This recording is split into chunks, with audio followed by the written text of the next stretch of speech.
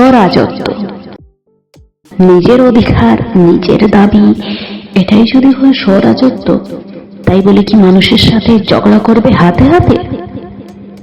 এটা কিন্তু ঠিক নয়। স্থায়ী কি পড়ে রয় দুনিয়ার কোনো কিছু? নিজের রাজত্ব দেখাতে হলে ন্যায় অন্যায় মানা চলে। অধিকার বা দাবি কাকে বলে? উপভোগ করো যাহা আছে নিজের ভালে। এতটা বোকার মতো নিজেকে করো না, রত হয় না জীবনে নিছু।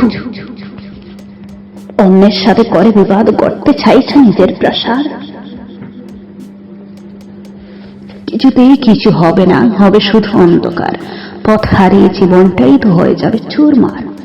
কতটা আছে বিবেক বুদ্ধি, কাজে লাগাও সেটাকে দেখে, যদি নিজেকে বাঁচাতে চাও।